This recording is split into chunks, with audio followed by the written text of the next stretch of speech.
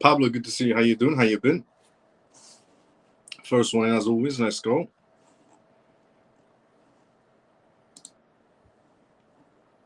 JP, good to see you as well, brother. How you doing? Evening. How you been? Mike, good day. Miles, good to see you as well, brother. How you doing, Mike? How you been?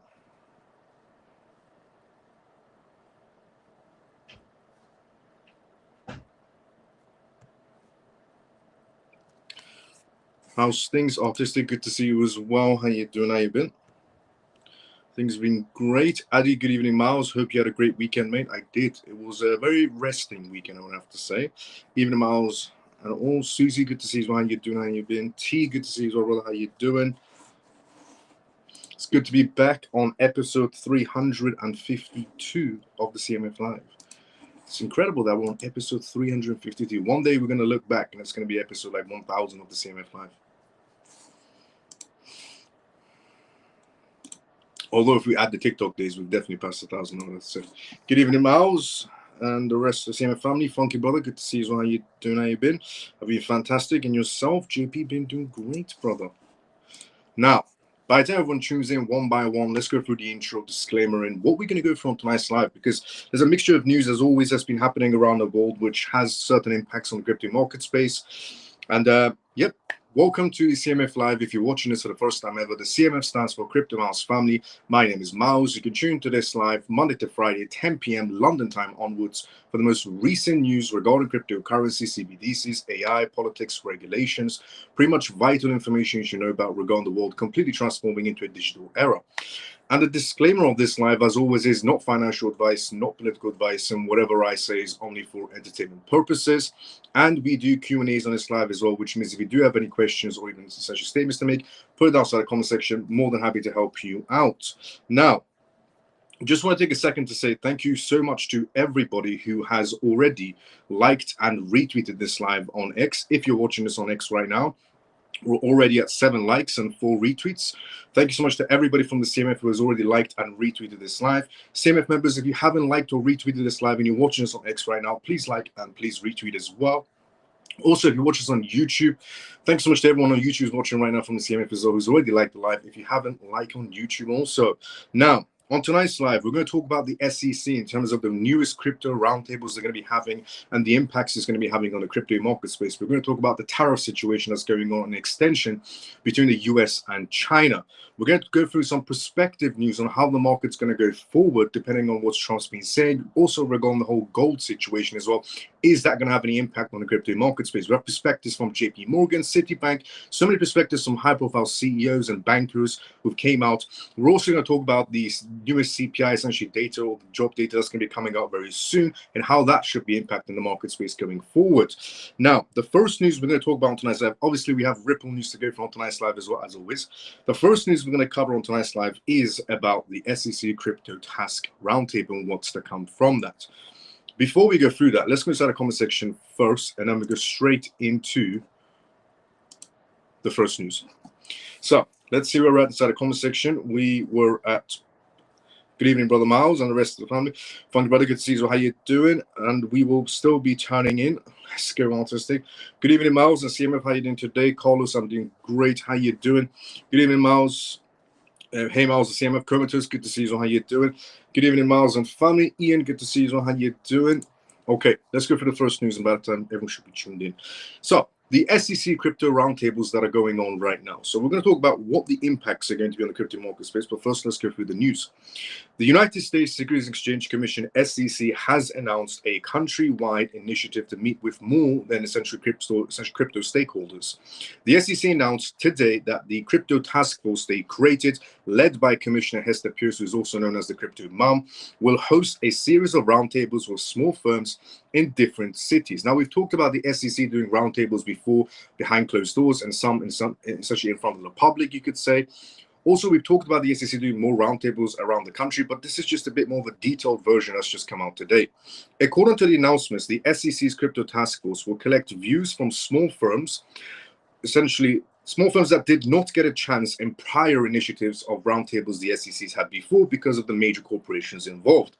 Furthermore, the SEC Crypto Task Force will also be meeting with representatives from crypto-related projects with at most 10 employees, and these are essentially less than 2 years old in the market. The Crypto Task Force is acutely essentially aware that any regulatory frameworks will have far-reaching effects, and we want to ensure that our outreach is comprehensive as possible, said Commissioner Esther Pierce. The SEC Crypto Task Force will be meeting with different small crypto stakeholders in addition to the essentially written inputs. On August 4th, Commissioner Hester Pierce will lead the Crypto Task Force in Berkeley, California. On August 19th, the Crypto Task Force will be conducting a roundtable in Boston. The SEC's Crypto Task Force will be in Dallas, Chicago, and New York on September 4th, 15th, and 25th. On October 3rd, 2025, the SEC Crypto Task Force will conduct its roundtables in Irvine, California. Later on October 24th and 29th, the agency will conduct its meetings in Cleveland and Scottsdale, Arizona. On November 12th and December 5th, the SEC Crypto Task Force will conduct its roundtables in New York and essentially Ann Arbor, Michigan.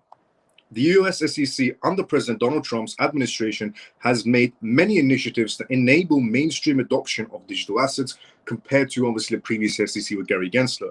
Last week, the agency filed a joint motion which essentially ended the Ripple case, which showed that the SEC does stand for pro-crypto and is nothing like Mr. Gary Gensler. Later, essentially late last month, the SEC chairman Paul Atkins announced the launch of the Project Crypto, which they're calling it to modernize the securities regulations, integrate blockchain technology into American financial markets, and the agency essentially in the recent past engaged fund managers seeking to offer crypto ETFs, thus signaling an ETF summer soon.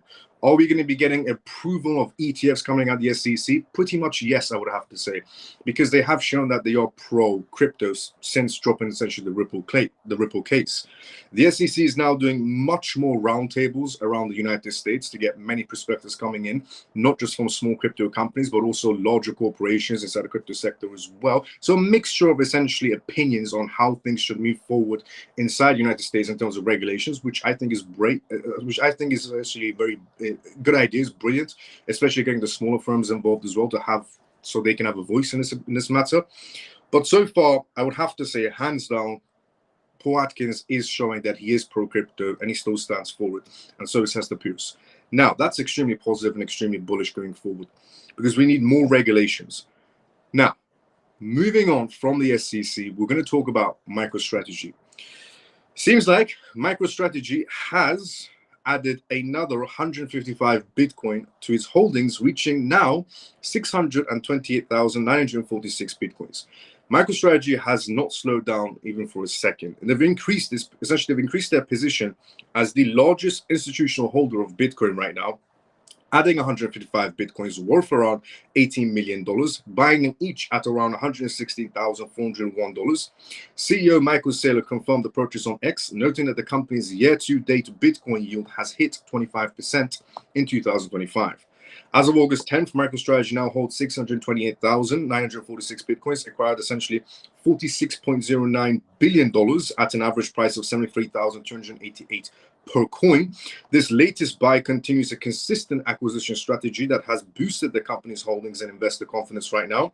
The recent move comes after a series of purchases on July 29th. MicroStrategy picked up another 821 Bitcoins at a price of $170,256 each, which has led to unrealized gains of $64.9 million. Earlier in July, they also bought 862 Bitcoins for $118,940 each, resulting in a profit of $7.3 million. MicroStrategy, without a doubt, has just been buying Bitcoin no matter what the price is. After the announcement, MicroStrategy stock increased by 9%, reaching $404.90. At the same time, Bitcoin was trading at around $119,665. 0.95% increase over the past 24 hours with daily trading volumes of $87.81 billion. The company's aggressive accumulation strategy has inspired other publicly listed firms to also adapt a Bitcoin, essentially treasury, as a part of their treasuries. Collectively, these companies now hold 964,314 Bitcoin. Much of it is funded through capital raises modeled straight after MicroStrategy's footsteps. Beyond MicroStrategy, other high-profile players are also making headlines. The Trust Family crypto venture World Liberty Financial is also partnering, making some massive debuts as well, which we're going to talk about the Trump family and their crypto portfolio a little bit later on tonight's live. But yeah, MicroStrategy, once again, not slowing down no matter what the price of Bitcoin is. He's the definition of a diamond hound, diamond hand, even though he is putting all of his eggs in one basket. Now, moving on from MicroStrategy to Bitcoin inflows in terms of ETFs and Ethereum ETF inflows. But before we talk about and outflows, before we talk about that, let's go inside the comment section first. Let's see what's going on in there, and then we go straight into the next news. So let's see what's going on there. See where we're at. We were at here. Hey, Miles, how you doing? Good evening, Miles and family. Ian, good to see you. How you doing? How you been, brother? Hey, Miles, CMF commenters, good to see you as well. Ian, good to see you as well. Hey, Miles, how you doing today? I'm doing great, Michael. How you doing? Hi, Miles. When we expect XRP pump, why did nothing happen after the case? No motivation after the case, just lifeless. Okay, regarding essentially XRP, as I've said many, many times, there is 3 green lights that are needed for XRP to be able to move off. Those 3 green lights haven't changed. The structure still remains. For the last 2 years, I've been telling everybody that the case is 1 green light. The second green light essentially is regulations, which gives clarity to the market space and restores confidence for banks and institutions that get involved. And it's also when the decoupling situation essentially happens. The third green light is going to be when the utility kicks in. So far, we've got 1 green light. It took us a very long time to get 1 green light, but we got it.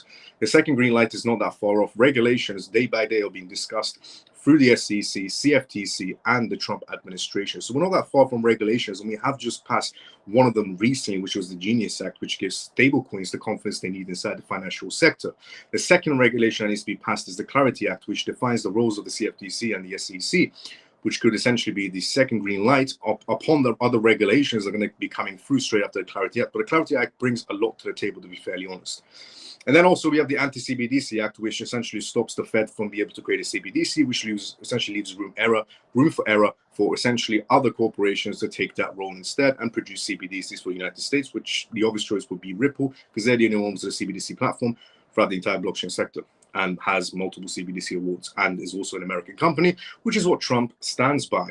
So the rules of the game still hasn't changed. We always needed 3 green lights. We got 1, 2 more to go. And we're not that far off. Greetings, Miles. Lena, good to see you as well. How you doing? How you been? Hello there, Miles. Good to see you as well. D, how you doing? Evening, Miles. Jack, good to see you as well. How you doing? How you been? For the last 2 years, I've been telling over 3 green lights. We just got 1. So don't be in any sort of a way down or saddened by the situation that, oh, XRP didn't boost off to the moon, because it wasn't supposed to. The first green light was just for the case to finally go away. So it brings clarity to XRP as a token, especially inside the United States. Second green light has always been regulations, which will lead up to a decoupling situation going into the third green light, which has always been utility. And we're not really that far off. The worst of it is, in my opinion, over. The regulation part is 10 times easier than the whole situation with the SEC and Ripple case going, essentially going on for this many years. That was the hardest green light that we achieved now. The regulation part is not that difficult to achieve, especially with the Trump administration in power, who are extremely pro-crypto. And the reason why the Trump administration, or Trump's family in general, is very pro-crypto is because they were refused, essentially, from some bank loans or so on, which made the Trump family go towards cryptocurrencies, because there's no middleman in cryptocurrencies, and you could borrow and lend essentially without the middleman of a bank being involved. That's why essentially the Trump family is very pro-crypto on that matter. But yeah, the first part was extremely difficult to get, and we got that green light. XRP is pretty much, you could say, in the eyes of every institution and bank out there, the only token that has full clarity, because they battled the SEC and won. That was the hardest one. The regulation part is quite easy to pass through. Most of it is going to be passed this year, which is going to give that boost that we need for the market space. The more regulations we get, the more utility that will be kicking in as we go along. Now, Bitcoin ETFs. Inflows spark potential market surges is what we're essentially going to talk about next. But let's go more inside the comment section, just in case. Greetings, Miles. Lena, good to see you. How you doing? Hello, Miles at CMF. Orphan, good to see you. How you doing? Hello, D. Evening, Miles. Okay, just take a very long time. I need money. Johnny, don't worry. We're nearly there. We're pretty much nearly towards the end of the ride. We'll soon be flying to the moon. Exactly, Ian. Let's go. I would say Mars at this point. Now, Bitcoin ETF. Bitcoin ETF inflows essentially spark potential market surges. Also, there's something else, but I'll tell you towards the end of the live when I share the Ripple news. Bitcoin is experiencing a surge in interest as spot ETF essentially net inflows, on-chain activity, and improved liquidity expectations converge into fueling prospects for an explosive price movement. There's quite a bit of inflows happening right now into ETFs regarding Bitcoin and Ethereum. The recent surge in Bitcoin essentially has been driven by a substantial increase in spot ETF inflows. Market experts, include prominent CIOs and founders, anticipate a continued rise, suggesting a potential increase in Bitcoin's dominance and market volatility. Major financial entities such as BlackRock, Fidelity, and Grayscale are reporting significant essential net inflows into Bitcoin ETFs right now. These actions also reflect an increasing institutional adoption, influencing the market structure and highlighting Bitcoin's growing appeal. These movements in the Bitcoin market are causing essentially shifts across the industry right now, impacting investor sentiments and institutional participation. ETF inflows coincide with increased US liquidity expectations, attracting more players to engage in the cryptocurrency investment sector. Liquidity drives everything. Crypto is entering a new upside volatility regime as liquidity improves, said Raoul Pal, CEO of Real Vision. Financial implications include the tightening essentially of Bitcoin's free float due to minor supply compressions and sustained demands from ETFs, aligning with the macroeconomic shifts that reinforces Bitcoin's position as a pivotal asset within the cryptocurrency ecosystem. Bitcoin continues to be a focal point, with the analysts observing historical patterns post-halving situations. Increased interest in Bitcoin ETFs suggests a potential long-term demand for cryptocurrencies in general, enhancing their role as a global financial asset. Insights point also towards ongoing regulatory and technological developments that could further drive Bitcoin's market influence. And historical trends indicate that the post-essentially halving supply reductions and ETF demands can trigger significant Bitcoin price movements supported by on-chain and liquidity data. So there's still essentially a considerable amount of ETF inflows happening on Bitcoin and Ethereum, essentially ETFs. Not much on Ethereum, since that spark suddenly happening in Ethereum, where 5 billion into Ethereum in terms of ETF inflows, but that has most definitely has slowed down. But regarding Bitcoin ETFs, the inflow is still coming in. Now,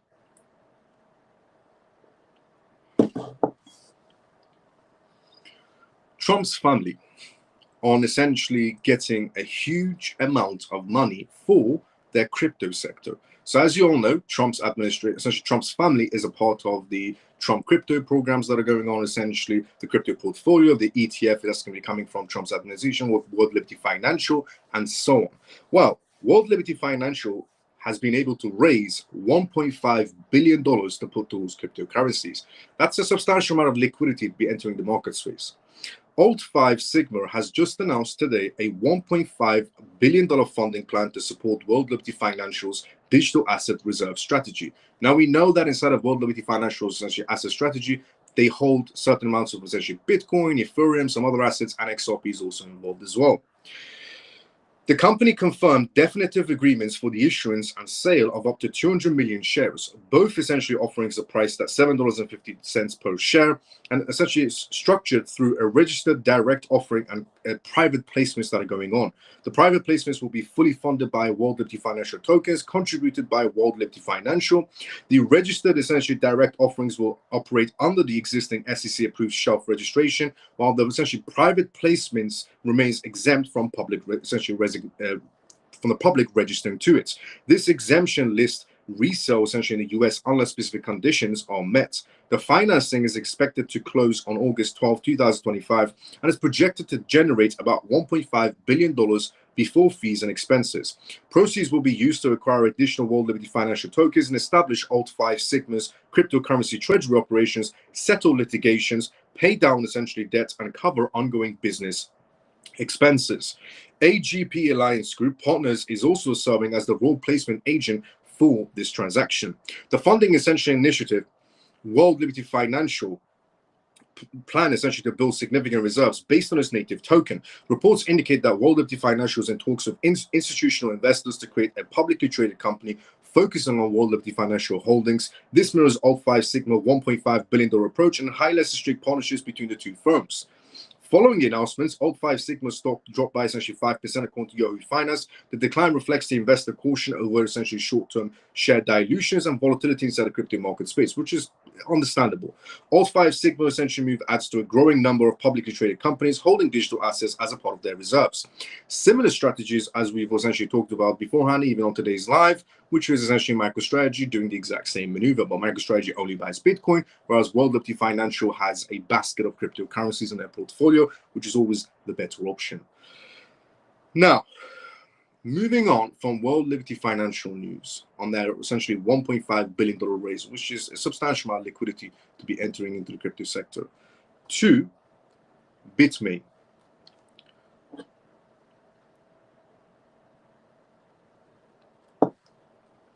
Bitmain expands their Ethereum treasury with 317,000 Ethereum purchasers, holdings near $4.9 billion. Bitmain has just become pretty much the #1 company to own a certain amount of Ethereum. They're ranking as #1. The same way essentially MicroStrategy is ranking #1 as a private, essentially as a publicly traded company.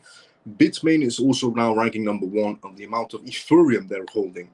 Bitmain, the world's largest Ethereum treasury firm, has made another massive move to inside the crypto sector, adding 317,000 Ethereum to its reserve.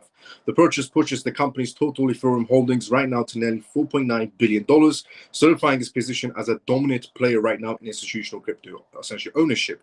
The latest acquisitions comes in a renowned wave of optimism in the Ethereum ecosystem, driven by essentially growing adoption of decentralized finance applications, layer 2 scaling solutions, and anticipation of future essentially network upgrades. Bitmain's decision underscores its long-term confidence in Ethereum's role as a backbone of Web3 innovation. It's great that they said Ethereum as a backbone of Web3 innovation rather than as a backbone as a financial sector, because that's far from fair for Ethereum. But it's good that they used Web3 innovation when it comes to Ethereum. According to the company's insiders, the 317,000 Ethereum purchases was executed over multiple transactions to minimize market essentially impacts. Ethereum remains the core pillar of our treasury diversification strategy, a Bitmain essentially spokesperson said, emphasizing the asset's unique position, empowering smart contracts and decentralized applications. Bitmain's aggressive accumulation strategy mirrors of essentially Bitcoin's heavy corporate treasuries, but also with a distant focus on Ethereum utility-driven essentially value, rather than essentially going for a Bitcoin acquisition. Analysts say that such moves could influence over such other large firms to consider Ethereum or any other crypto asset to create some sort of treasury portfolio as well. 100%. The more institutions that get involved inside the crypto sector and create some sort of a crypto portfolio, and the bigger the firms are, it's going to definitely send a message like a ripple effect is going to be stopping. Essentially, a ripple effect is going to be starting for other institutions to jump on the bandwagon as well. MicroStrategy started off with that whole Bitcoin situation of buying no matter what the price is, which made a lot of companies follow its footsteps. And other companies right now hold Solana, for example, in their treasury. Some companies only hold XRP in their treasury. Some companies, on this occasion, hold Ethereum in their treasury. The company's $4.9 billion Ethereum position makes it one of the most influential stakeholders in the network, potentially giving it a voice in governance discussions and industry partnerships. As institutional demand for Ethereum continues to rise, Bitmain's latest purchase reinforces their essential narrative that Ethereum is becoming a must-have digital asset for their operations. Now, moving on from that to tariffs, which is having some sort of an impact on the market space right now. Before we talk about tariff news, let's go inside the comment section first. As I said previously, this is live, which as always, which means if you do have any questions, same as put it down in the comment section. More than happy to help you out. So let's go inside the comment section first, and then we go straight into the next news again, which is about tariff situations that are going on between the US and China and the impacts on the market space. Let's see where we're at. We'll soon be flying to the we'll soon be flying to the moon. Yep, facts. How far is the bank license for Ripple? Not that far off, but it does depend on the OCC, the feedback it gets, and some other feedbacks it gets. But at the end result, the OCC will be the one making the ultimate decision on that matter. I don't personally think this isn't a part of your question, but just to add on to your question, I don't personally think the OCC will ever reject Ripple on a banking license. They might say you're missing certain forms or filings. That's perfectly understandable, but rejection will never come from the OCC, no matter how many of the 47 banks there are pushing for Ripple's footsteps to be stopped, and from the OCC, from that license they're going to be achieving. So in my opinion, they're 100% going to get that license. The only, essentially hurdle might be a filing that needs to be still done, an extra filing and so on. The time frame on the matter, it could essentially be within a few months, or depends on how fast the OCC moves forward, depends on how much pressure even the Trump administration essentially puts on the OCC to move a lot more quicker. I mean, Trump's administration has put a lot of essentially pressure on the SEC on closing all these essentially blockchain cases. They put a lot of pressure on the CFTC to become essentially pro-crypto as well. They put a lot of pressure on essentially the FDIC and some other essentially governmental organizations to approve essentially and work with the crypto sector, even pressuring banks to work with the crypto sector like they have no choice.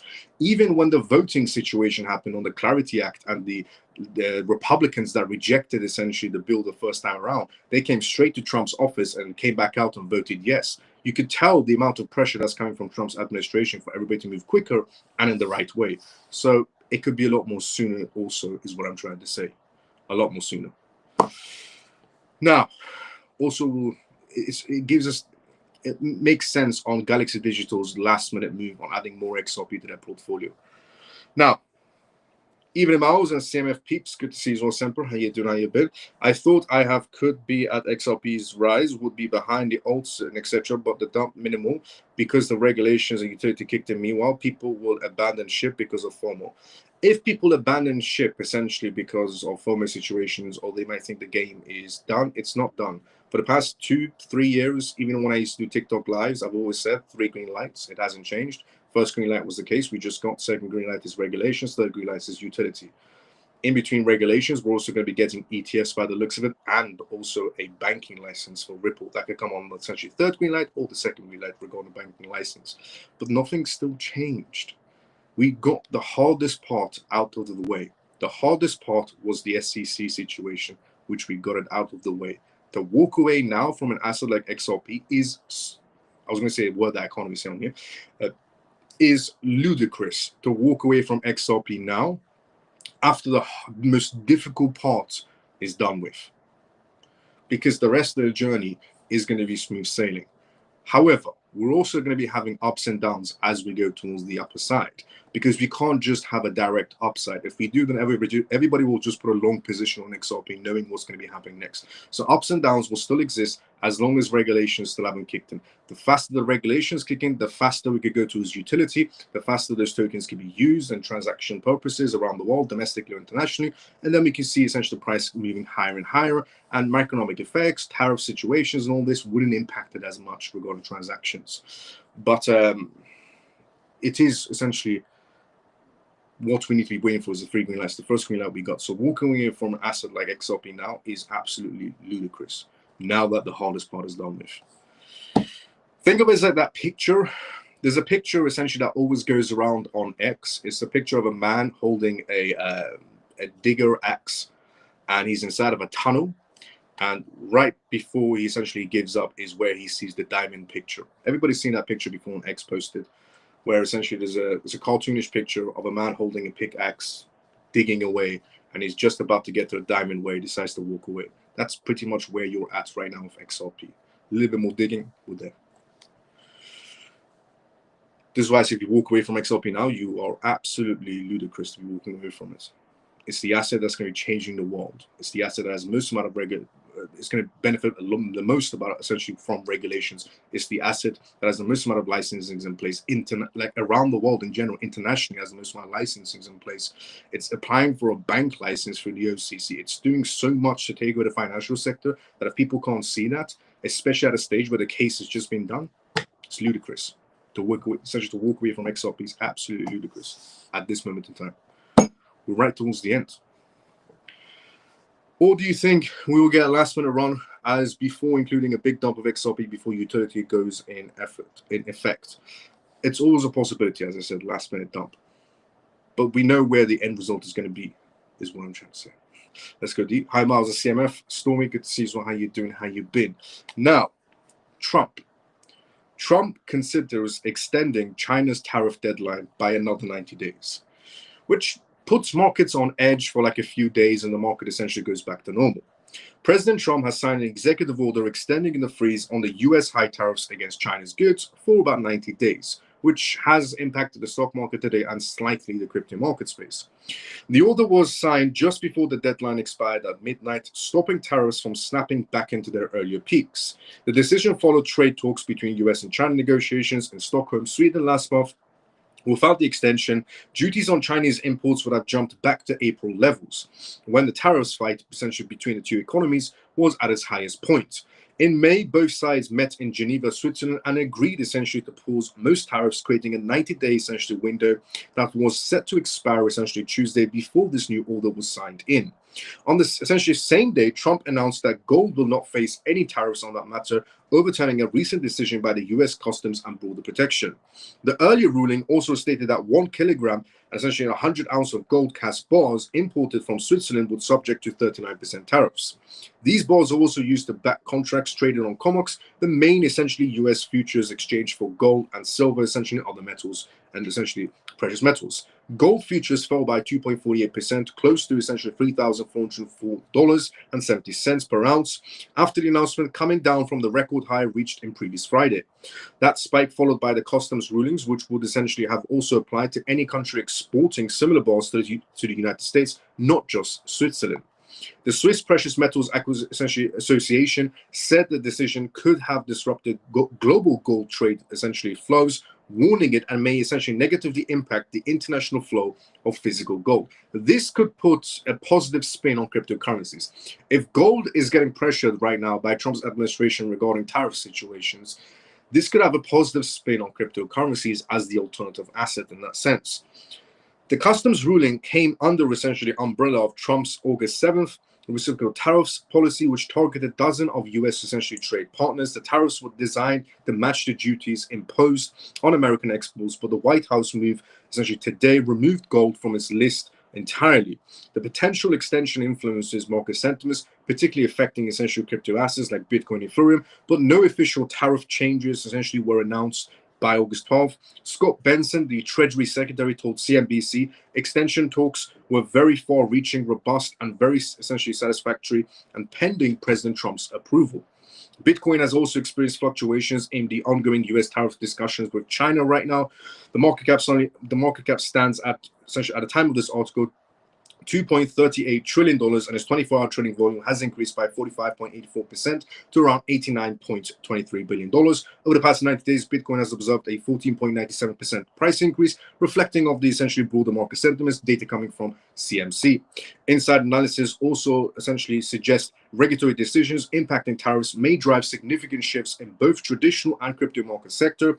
Long-term analysis indicates that macro trends could be shaped by ongoing trade policies right now, and the last-minute shifts and extensions in the US and China tariff negotiations have historically essentially caused caution among micro-sensitive sectors like the cryptocurrency sector. Is the cryptocurrency sector going to be impacted massively by this extension? Once again, no, not really. Extension could actually be a good thing regarding the US and China, because if there was no extension and Trump just imposed more tariffs on China, that would shock the market space. And the crypto market space could have possibly followed the stock market, plummeting slightly, or acted like an alternative and slightly essentially held its ground, even went a little bit higher. Now that we have an extension, it's an indication that maybe there is a back and forth situation going on. Is China actually having discussions with the US, and is the US actually having discussions with China? That's a positive thing going forward. Putting this whole tariff situation behind us, essentially, is what I'm trying to say. And it seems like we are going to be soon putting this whole tariff situation behind us, because that extension is a positive thing, in my opinion. If there was no extension, it was just increase of tariffs, that means there was no discussion going on and tariffs were going to be continuing for a long time. But now there's an extension, it's a positive thing. Now, JP Morgan is what we're going to talk about next on tonight's live. JP Morgan chooses Merix for their essentially blockchain settlement integration that's going on right now. As you are fully aware, JP Morgan does have its own payment system going on in the private sector of the banking field. And they've just decided to announce their newest partner to give them that edge essentially for 24/7 payment services inside the financial sector. JP Morgan has announced with Merix to utilize Kinex's digital platform, its blockchain-based settlement network, in collaboration with Brave and Howard Digital for 24/7 instant, essentially programmable settlements. This collaboration aims to reduce settlement risk, enhance efficiency, and introduce continuous, essentially, automation in institutional clearing processes, marking a significant evolution in the financial market infrastructure. JP Morgan has integrated Merix into his Kinex digital platform network. This collaboration is listed by essentially Howard's organization and some other organizations that are involved, Merix becomes the first clearing firm to use Kinix, aiming to reduce risk associated with settlements. This is a part of their strategy to innovate market infrastructure, believing essentially that such moves will begin efficiency and expand the capacity of that matter. The collaboration impacts the financial services industry, introducing a more efficient blockchain payment gateway. This essentially, its implementations extends to a faster and lower risk settlements for market participants, positioning itself as a pioneer in automation payments. The integration of Kinix also into the clearinghouse sector is expected to transform business operations, aligning with regulated market essentially norms. Merix anticipates enhanced operational essentially efficiencies and reduced transactional costs, benefiting clients and industry standards alike. Merix's also essentially collaboration with JP Morgan via Kinix may shape the future of digital asset essentially transactions. Such initiatives align with the industry's trend towards security and speed enhancements in financial operations. You could pretty much say that JP Morgan is trying to build something, just something, that could compete on essentially XRP Ledger's level or even Ripple's level in that matter. The move potentially sets a precedent for financial, technological, and regulatory advancements. By showcasing its capabilities for programmable settlements, Kinix may influence regulatory bodies to reassess frameworks and essentially inspire similar fintech innovations. Kinix by JP Morgan is the next in generation of financial market infrastructures. By enabling programmable payments and settlements, the platform leverages automation to unlock assets and utility and reduce risk, bringing a greater operational efficiency to our clients as well as the wider market, said the global head of futures at OTC Clearing Sales at Merix.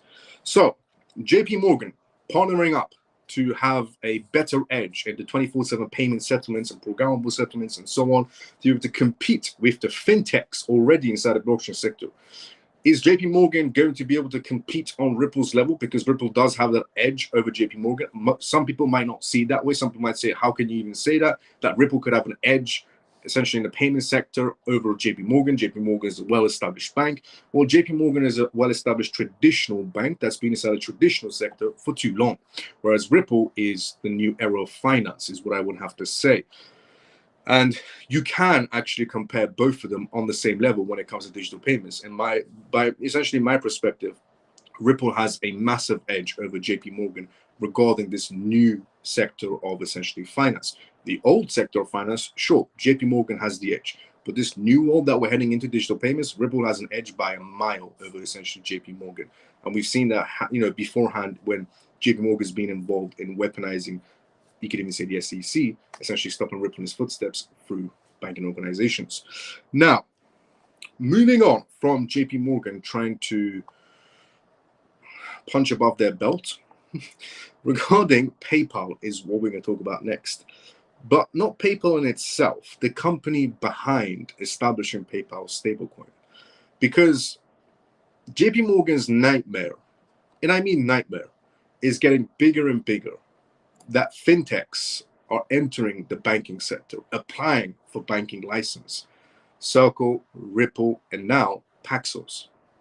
Paxos was behind BUSD, if anybody remembers that a long time ago, which was the stablecoin for Binance's token regarding that whole case situation. Binance said, we don't associate ourselves with that token. Then Paxos was the backbone of PayPal stablecoin and other essentially stablecoins around the world and even inside the United States. Paxos is just applied for also a trust banking status. This is a nightmare for JP Morgan that so many fintechs are now coming forward to compete on that level.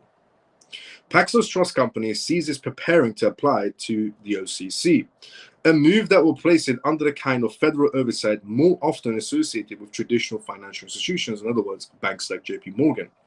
While such a license wouldn't allow Paxos to take deposits or even issue loans, it would grant the authority to hold customer assets, process settlement faster, and operate under a framework recognized by regulators around the world. If you have a license from the OCC, from the United States of America, you pretty much have a license worldwide to operate, you can say. And the way I'm saying it is because if you have a license, a banking license, let's say inside the United States, you're most likely guaranteed a 99.9% rate to get approvals from any other country when you try to apply and essentially work with that with those essentially establishments and banks. You're 99.9% guaranteed because you have a license inside the United States. While such a license wouldn't allow Paxos to essentially take deposits and issue loans, but it would grant it the authority to hold customer assets and even make payments. The framework recognized by regulators around the world. Industry insiders also say that this level of credibility could help the firm strengthen its relationship with banks, asset managers, and essentially payment providers seeking to bridge into digital assets. Stablecoin regulations right now inside the US has shifted rapidly in recent months. A law signed by President Donald Trump in July created the first nationwide rules for dollar-pegged stablecoins and cryptocurrencies, setting essentially the stage for mainstream adoption in commerce and cross-border payments. Supporters of the legislation believe it could push stablecoins into a niche crypto trading tool into an everyday financial instrument, since the Genius Act, in other words, is essentially why these fintech companies are coming forward. Paxos previously sought the same essentially OCC charter back in 2020, essentially winning a conditional essentially approval following the year before the process stalled and expired in 2023. If successful this time, it will join the Anchorage Digital as one of the few crypto firms with a national trust bank status. The renowned effort comes aimed essentially at a wave of similar applications from essentially competitors, including Ripple and Circle, as digital asset companies aim to integrate more closely with US banking systems. Beyond PayPal's $1 billion plus PYUSD stablecoin, Paxos provides blockchain infrastructure, settlement technology, and token issuance services for institutions. The firm also essentially once partnered with Binance to issue BUSD, as I said previously, before the New York regulators ordered the halt in early 2023. Just last week, Paxos agreed to pay $48.5 million to resolve the claims it failed to essentially monitor regarding the Binance-related situations. Despite the regulatory turbulence, Paxos is betting that the legitimacy of a federal charter will open doors, not just in Washington, but with major financial players worldwide, as stablecoins edge to close to becoming a part of the global backbone of the financial sector. Without a doubt, essentially, fintech companies are aiming for that. Especially Ripple is aiming to become the backbone of the financial sector now that their case is also fully over. But this is essentially the nightmare for JP Morgan is getting bigger and bigger with every acquisition made by fintech companies, blockchain companies, to get a banking license. It's an absolute nightmare for JP Morgan. It just means they're losing grip on the market space and the banking sector day by day, you could say. A lot of people have moved on from bank accounts to essentially crypto payments because people are starting to realize you could just do wallet-to-wallet transactions. Nobody's going to tell you how to use your money. Because if you go to the bank to borrow money, essentially to use your own money, they'll ask you 21 questions before they give you your own money. If you have a crypto wallet, there's no 21 questions involved. It's your money. And more people are coming to that conclusion. And that essentially they're going to be realizing that JP Morgan is basically Swift. It's old and it's outdated. No matter how hard it tries to stay relevant, it's just never going to work.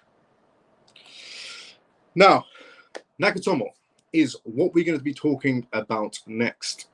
Nakatomo's CEO David Bailey wants to buy $1 billion worth of Bitcoin. David Bailey, CEO of essentially Bitcoin native holding company Nakatomo, told his followers today that he's finally going to smash and buy $1 billion of Bitcoin in a single bid tomorrow, a long, essentially held personal dream. Is this man about to buy $1 billion essentially worth of Bitcoin instantly, one payment? No. When asked if he truly planned to spend $1 billion in one go, essentially buying Bitcoin, Bailey said that the number was a generous rounding. So what is the actual amount is that essentially Bailey is going to be spending to buy Bitcoin? $760 million, which is still a tremendous amount of money.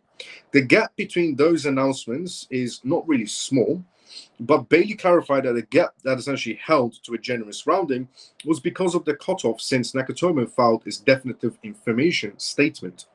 Bailey's post essentially read, "Today, ever since getting into Bitcoin, I've always had this dream of smashing and buying $1 billion of Bitcoin in a single bid.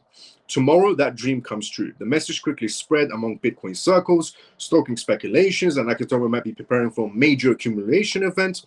And Bailey has been counting down to August 11th on his X account, although he later extended it by 1 day, with various posts detailing Nakatomo's strategy to become one of the leading companies to acquire essentially Bitcoin globally, as it believes it will become the most valuable essentially asset in human history. Following his post about Smash essentially buying $1 billion worth of Bitcoin, he posted, "We have a one-of-a-kind strategy at Nakatomo. Once you see it in action, you'll understand why we'll be essentially one of the top holders of Bitcoin in the world, and we're building a Bitcoin network. However, his response to essentially comment on his initial tweet about his current fiat liquidity has stirred up a divisive essentially conversation on the timeline. It's not the first time Bailey has blended serious Bitcoin advocacies with trolling flair. The long-term industry figure who has been involved in Bitcoin media advocacy for years frequently uses social media to draw attention to his projects. Bailey's essentially Nakatomo is a Bitcoin native holding company created earlier this year, though the merger was a Nasdaq listed Kindly MD, and the combined entity has essentially been pitched as a public facing essentially Bitcoin treasury businesses with plans to accumulate Bitcoin and explore yield strategies for shareholders. As a part of the deal, the company has announced it has secured up to $710 million in capital of commitments to buy its accumulation strategy. The move, essentially to a merger with Kindly M, also enables Nakatomo to tap public markets and essentially trade under a new ticker, positioning itself alongside other Bitcoin-heavy balance sheets companies such as Strategy, formerly known as MicroStrategy. The actual smash boy comes at a moment when Nakatomo is actively building visibility after its post-merger rollouts, and in that sense, even a $760 million buy framed as a billion-dollar dream is keeping with the company's approach, which is BTC accumulation. Tomorrow's purchase will bring a close countdown that has been going on for over 14 days, and its impact on the market tomorrow will be documented. Bailey's Nakatomo is actively walking essentially the path to cut by Strategy's Michael Saylor, who Bailey has hailed the greatest of all time, visionary, and one without those leaderships and encouragements, Nakatomo would not be happening. So, is Bailey about to be buying $1 billion worth of Bitcoin? First, it's not $1 billion. It's essentially $10 million, which is still a huge amount of money to be spending on a one-time purchase of Bitcoin. And he said the impact is going to be quite, essentially spectacular on the market space. So watch out for his $1 billion or $710 million purchase tomorrow on Bitcoin. Now, Bitcoin is key to protecting wealth. This is a perspective that's coming in essentially right now from Metaplanet's CEO, who's also big on the whole Bitcoin treasury, following MicroStrategy's footsteps. According to Jurovic, people in countries battling high inflation face the most urgent need right now. In such environments, essentially collapsing local currencies, strict capital controls, and rapid price increases can quickly erode savings. Bitcoin, with its limited supply and independence from central banks, offers a way to preserve value when traditional money fails. But the threat is not confined to emerging markets. Jurovic has also warned that even residents of low inflation nations can quietly lose purchasing power, though subtle essentially currency devaluations and negative real interest rates. In these cases, Bitcoin can act as a hedge against the slow erosion of wealth that many investors overlook. Jurovic stretched that Bitcoin's utility lies in its ability to hold value over long term, making it essentially suitable for integrational wealth transfers. Its scarcity and decentralized design, he argued, make it resilient to both financial crisis and shifts in monetary policies. Not entirely true. Every time the market was essentially in the past impacted by heavy tariff situations, Bitcoin reacted in a negative way. Every time we've had war scenarios, Bitcoin has impacted negative. I think it's just, people should always know the both sides, not just the positives of something, but also the negatives to give you a better perspective. Not saying it's a bad asset in any sort of way, but it's just good to know both sides of the spectrum instead of, pretending the other side doesn't exist of the storyline, which is on the idea that essentially Bitcoin is resilient to both financial crises and shifts in monetary policies is absolutely incorrect. When we get a regulation that was not approved by essentially the senators the first time around, Bitcoin actually impacted negatively. So it can be affected by monetary policies. It could also be affected essentially by tariff situations. It could also be affected by war scenarios. It could be affected by many factors, macroeconomic events and geopolitical tensions and so on. So the idea that it can't be affected is just a resilient God going through every war is an absolute BS. For this reason, he said that Bitcoin should not be judged solely on short-term price swings, but on its capacity to act as a durable, borderless, and politically neutral asset. That also could be misrepresented, to be fairly honest. A huge amount of corporations now essentially hold a substantial amount of Bitcoin, which kind of edges out the retail section. The retail section pretty much have no power or push when it comes to Bitcoin, whereas the corporations like MicroStrategy or the ETF acquisitions that are going on technically control the price swings of Bitcoin, and so do the whales. So the idea that essentially Bitcoin is resilient to all these scenarios and it's the key to everything and everybody has a voice when you hold Bitcoin is a bit of a big fat lie. Let's just say it in that sense. Because even the corporations themselves, 5 of the biggest mining corporations control Bitcoin, and they're all public, and the majority of their shares are sold to essentially Franklin Templeton, and also BlackRock is involved in that matter, and other firms inside the United States also on the public, essentially public exchange, own substantial amount of the shares. So the entire network is pretty much controlled by 5 humongous Bitcoin mining corporations, and institutions hold a ridiculous amount of Bitcoin. So the idea that if you hold Bitcoin as a retail member, you have a voice, you really don't. And I don't know why they keep on telling this lie to the retail section. For this reason, he said Bitcoin should not be judged solely on short-term price swings, but on its capacity to act as a durable, borderless, and politically neutral asset, which is an absolute BS. Everyone needs Bitcoin, he said, framing it as a universal financial safety net for the modern era. And we still don't know who created the damn token. We still don't know who created Bitcoin. It could be an organization, it could be a random person, it could be a government agency. The timing was interesting, 2008 collapse, 2009 Bitcoin. But yeah, honestly, everybody should know both sides of the story before going into it. And also, as a retail member, I've been telling people this for the longest time. If you're a person inside the retail section and you don't have enough money and you want to enter the crypto space for the first time ever, first understand what the crypto sector is. Second, before buying any asset, understand the assets, the goods and the bads, and what it's going to be achieving, what licenses it may have, which corporations are in partnership with it, and so on. Also see what sector it's inside of. Essentially, the financial sector assets will do a lot more better going long term towards utility compared to other sectors like the gaming sector and so on. But this big fat lie that people tell all the time regarding Bitcoin, please just stop it, because that lie makes people who are entering the crypto space for the first time ever think that Bitcoin is the right asset to go to. And that person might have $1,000 to spend. He might have $10,000 to spend. I'm telling people, buy Bitcoin from the retail section, and if you hold a portfolio amount of 1,000, 10,000, Bitcoin is not the right asset for you, because the chances are, on the off chances of you turning a profit, it's going to take a very long time. You might want to look into other tokens. The only people that will be benefiting from Bitcoin's profits is if you're a massive corporation, you're buying a substantial amount of Bitcoin, and then you'll see a substantial amount of profits when Bitcoin goes up in price. But if you're someone from the retail sector and you want to spend $1,000 to $5,000, Bitcoin is something that you should be going nowhere near, essentially, in my opinion. Other assets will do you a lot more better than Bitcoin will in the long run. And I've been saying this for the last 2 years. Not just recently, I've been saying this for the last 2 to 3 years. I've been telling people you want to go for other assets, not Bitcoin, if you're inside the retail section. Because if you go for an asset like, for example, XRP, XLM, XDC, HPRO, Solana, Cardano, in the long run, you'll do a lot more better based on quantity, and they're all legitimate, essentially, tokens, let's say. Now, moving on from the statements that was made by MetaPlanet CEO to Elizabeth Warren. As you all know, Elizabeth Warren is a moron.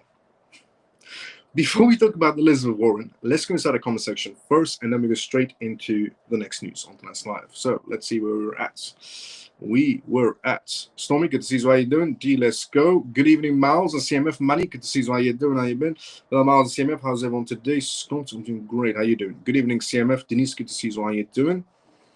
Share the live. Let's go, Scott. Good evening, Miles. How are you doing? I'm doing great. Callie, how you doing?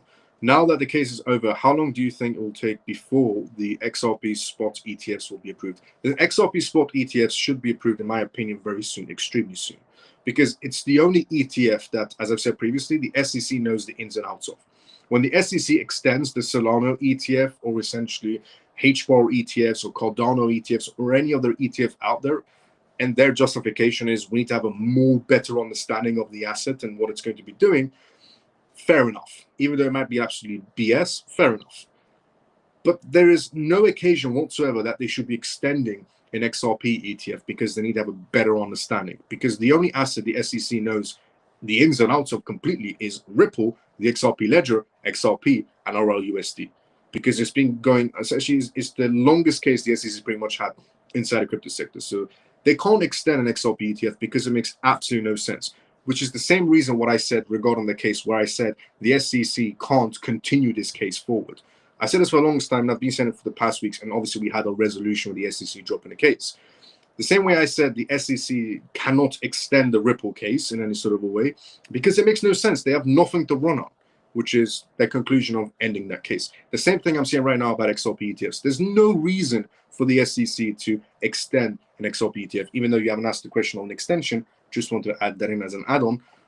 There's no reason for the SEC to even extend an XRP ETF because they know the ins and outs of the asset completely because of that long-going case.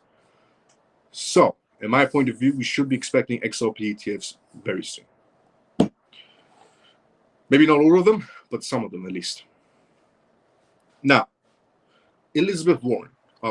Morning, Miles and CMF. Shelly, good to see you as well. Morning, how you doing, Shelly? How you been? Hi, Miles and CMF. George, good to see you as well. How you doing? How you been? Maybe is waiting for tomorrow, hoping that the CPI data is bad and the price will go down. Possibility, yes. CPI data is coming through, which we're going to go through on that as well on tonight's live. Bitcoin isn't stable at all. It can dump like stocks in economic turmoils. These many times dump because people need cash on hand. Facts. Most of these experts are making an example of the Congo effect. Facts. Or buy Bitcoin mining stock like with silver and gold mines. These are essentially, these can go exceptional. Yeah, Pocahontas, yeah. So, Elizabeth Warren is a moron, as you all know. Just like saying that again. The ongoing debate around crypto regulation is just intensified, with Senator Elizabeth Warren's renowned opposition to the digital asset market structure clarity. Elizabeth Warren doesn't like crypto, doesn't like what crypto stands for, doesn't like that crypto brings freedom to a regular person, to an average Joe, essentially. She doesn't like any of that. And we know for a fact where Elizabeth Warren stands with the banks, the traditional financial sector that's losing grip on the market space right now because of crypto. This pivotal legislation, the Clarity Act, aiming to define regulatory lines for burgeoning digital asset markets, faces a formidable challenge from the prominent cryptocurrency critic. Warren's concerns voiced recently on NBC, essentially BC, highlights a crucial juncture for the future of crypto inside the US. Senator Elizabeth Warren, known for her skeptical stance on digital currencies, has made her position on the Clarity Act unmistakably clear. Her primary argument centers on the potential for increased corruption among elected officials, a concern she essentially articulated during her recent interviews. What she's worried about is that the Trump family is benefiting substantially from cryptocurrencies, especially for World Liberty Financial. So what? Somebody like Elizabeth Warren, that essentially her wages are this much in comparison to her stock portfolio, which makes no sense, other than that essentially some maybe information was involved, some insider information was involved. So what that Trump's family is making a buck on essentially the crypto sector? Because at least Trump's family is sharing that wealth with the essentially with the retail section, unlike the previous administration that we had that only benefited the administration itself and the lunatics that supported the previous administration. At least Trump's administration, at least Trump's family or Trump himself, even though he is making money inside the crypto sector, at least he's sharing that with the essentially retail section. At least he's bringing in regulations, which is making essentially our crypto projects scale higher. At least he's put pressure on the SEC so that regular people like us can benefit from the cases closing down one by one. At least he's put pressure on the SEC to essentially justify their roles and not go after crypto companies like they're hunting them down. At least essentially he made the CFTC stop essentially going after crypto companies. He made the OCC become pro-crypto. He made essentially the FDIC stop sending letters of threatening letters to the banking organizations that tell them to stop working with crypto companies. So yes, Trump's family, Trump himself, the Trump administration are making money from crypto. So what? Because at least they share that wealth with the regular people. Unlike the previous administration that only cared about their own administration, or honestly, the lunatics that supported their administration. So honestly, Elizabeth Warren can stick it where the sun don't shine with her opinion on the matters of essentially, selected, essentially, Trump's family, Trump's administration is making a profit. So what? At least they're sharing their profits with us. Warren believes that the bill in its current form could open doors to undo influence and ethical breaches within the political landscape. She's again referring to Trump's family. She contends that the legislation, despite its stated essentially goal of bridging clarity, might instead essentially create loopholes or opportunities that benefit special interests at the expense of public essentially integrity. This strong opposition from a senior senator underscores the complex political dynamics surrounding crypto regulations in Washington. The Digital Asset Market Structure Clarity Act is a significant piece of proposed legislation designed to establish a comprehensive regulatory framework for the crypto industry sector. Its a core objective is essentially due to clear responsibilities between two essentially primary financial regulators, the SEC and the CFTC, which essentially gives them a route of where they both stand inside the crypto sector. Clarity, the lack of precise definitions for various digital assets leads to regulatory uncertainty, in other words, gray areas. And the Clarity Act will clear up all the gray areas, not create loopholes, is what essentially Elizabeth Warren is saying. I don't know who keeps on feeding Elizabeth Warren these BS informations that she keeps on reading out as statements, that regulations create loopholes. Is she a moron? If you don't have regulations, loopholes essentially exist. If you have regulations, then loopholes are difficult, unless you create a regulation that adds that loophole in. But if we have no regulations, there's just loopholes everywhere. Key aims essentially for the Clarity Act include defining which essentially digital assets fall under the SEC preview as a security. I can see where Elizabeth Warren essentially is worried. Oh no, the SEC is going to have a better idea of finding out which assets they can clarify. That's really bad. Clarifying which are commodities, so the regulated by the CFTC. Yes, I can see where Elizabeth Warren stands. That is also very bad. The CFTC having a better understanding of what they're going to push forward. Providing a more predictable environment for innovations within digital asset markets. Oh yeah, it's very bad that American essentially fintech companies are going to be climbing the ranks in the digital world that we're heading into. That's so bad for the United States. Think about the amount of jobs that's going to create. That's also very bad. She's an absolute moron. The House of Representatives has already passed this bill, signaling a bipartisan effort to address the growing need for structured crypto regulations. The Clarity Act also journey continues in the Senate, where it's scheduled for consideration starting in September. Starting September is when we're going to be seeing essentially the Clarity Act getting a second round of votings, and then Trump's going to sign the bill into essentially power, which makes it by law. And going forward, we have a clarity inside the crypto sector, which is what we need. That's a major, essentially major law that we need inside the crypto sector, that the CFTC and SEC know where they stand, which is what Ripple's been saying also for the longest time. Republican leaders also on the Senate Banking Committee have expressed a clear intention to pass the bill by September 30th. So it's a good thing that essentially, Elizabeth Warren's team of morons, the Biden administration or the Kamala administration that was going to be in power, thank God that never happened. Essentially, nobody cares about Elizabeth Warren's party. Nobody cares about Elizabeth Warren's voice in this matter, to be fairly honest. And it's great, honestly. This timeline suggests a push for swift action on crypto regulations before the end of the fiscal year. The debate over the Clarity Act also highlights the ongoing struggles to define the roles of the SEC and CFTC in overseeing essentially digital assets, often asserted that most cryptocurrencies are securities falling under the agency's jurisdictions. In contrast, the CFTC has traditionally essentially regulated commodities, including such assets like Bitcoin.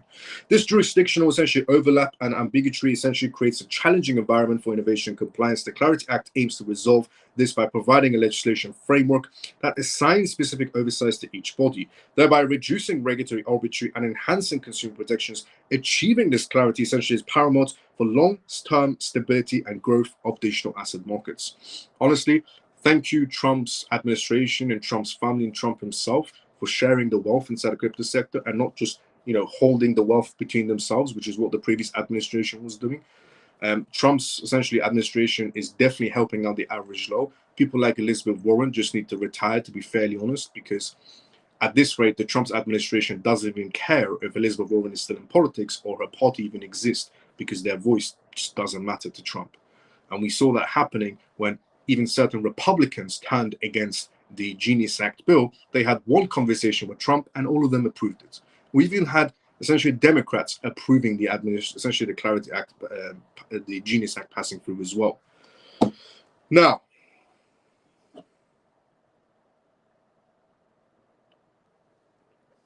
White House advisor is what we're going to talk about next.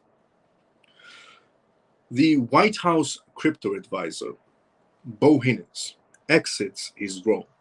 Some people might see this as a negative, that essentially the White House crypto advisor, Bohinnes, has just exited the building.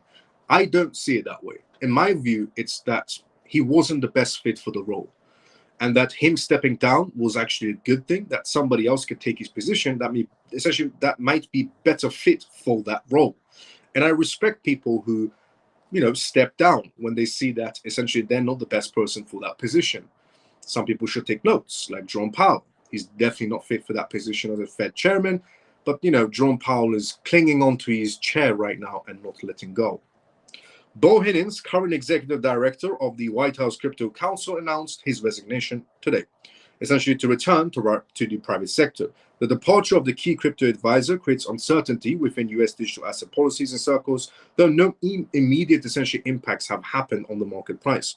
Bohinnes, also executive director of the White House Crypto Council, announced he is leaving his position in return to the private sector, expressed gratitude towards David Sachs, referring him to the tenure as the honor of a lifetime, Bohinnes said, exiting essentially the building. The departure of Hinnes is likely to cause immediate shifts in crypto advice, essentially in landscapes. Industry observers are closely monitoring the markets for any signs of disruptions or continuing essentially in policy directions within the U.S. administration. Financial and essentially market implications are currently speculative, as no official discussions or decisions has been made or essentially announced by the White House themselves. Market participants are urged to follow verified channels for any policy decisions affecting the crypto market space. Leadership changes essentially often trigger temporary shifts in crypto ecosystems, but large-scale policy reversals require executive actions, and historical trends suggest cautious optimism as market awaits further announcements. And community sentiments largely essentially depends on the official confirmations from the White House or industry stakeholders. With Bohinnes' departure, attention shifts towards potential policy directions and successes. Insights also essentially on the regulatory landscape remain speculative, pending official announcements from the White House or its crypto council. Hinnes mentioned essentially serving in the President Trump's administration and working alongside our brilliant AI and crypto Caesar David Sachs as an executive director of the White House Crypto Council has been an honor of a lifetime. Honestly, I don't see that as a bad news in any sort of way. I see it as a good news. He wasn't fit for the role, so he honorably stepped down, that somebody else that might be better fit for the role can step up. Honestly, Jerome Powell should be taking notes. He's definitely not fit for that chair, but for some reason, he's clinging onto it and not letting go. Now, US inflation is what we talk about next. But before we talk about that, let's start the conversation first. As I said previously, this is live, which means if you do have any questions or statements, put it down to the comment section. More than happy to help you out. So let's see where we're at. We are at here. Let's go, Stormy. John says, after the Clarity Act passes, where do you see XRP initially going to? In terms of price, we don't know. It should be doing pretty well because the whole market, the crypto market in general, will react very positively to a Clarity Act coming through. It's something that Ripple has mentioned for the longest time, and even recently mentioned again, where they mentioned essentially that we need to have clarity inside the crypto space. Even though the Ripple case is over and it's been done and settled and dusted, we still need to have that clarity situation inside the crypto space where the SEC knows their rules, the CFTC knows their rules, and nobody oversteps the line. And that essentially they work together on that sense as well. It will push the entire market space up. It would have pushed it, flying upwards like a rocket? No. But it will provide that clarity the market needs to be able to move forward on the upper side. Hi, Miles and CMF, Golden Dragon. Good to see you. How you doing? How you been? So the price will do well, but that'll be the start of green light number 2. Now, the latest announcements, about the looks of it, is going to be September 30th. So regulations are this year. As I've said previously, this is the year about regulations, the XRP case dropping. There's so many things essentially regarding institutions, banks, regulations, ETFs, ETPs, ETNs is all been essentially this year. And it's going to continue being about banks, institutions, ETFs, ETNs, and essentially regulations also matter. Now, US inflation is what we're going to talk about next. US inflation sparks intense predictions by major financial institutions. So we're going to go through some perspectives now from Citibank, JP Morgan, and so on where they stand on the market space going forward. The latest announcements from Donald Trump has stirred considerable discussions as essentially declared no tariffs essentially on gold. This essentially update comes amidst the rising anticipation of US inflation and expected to trigger increased volatility inside the crypto sector right now. With expectations leaning towards a rise before the critical July report for cryptocurrencies is released, a quick look into major banks' predictions provides valuable insights. The forthcoming hours promise the release of the latest US inflation figures.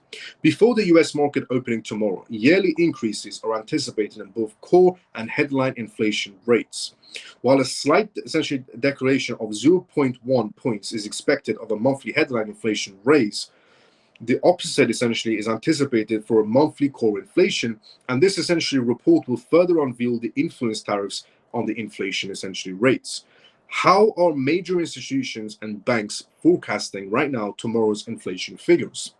Cryptocurrencies face a potential drop as higher than expected inflation figures may diminish the feasibility of interest rate cuts. So, if we don't get the data we want, the crypto market space might react in a bad way.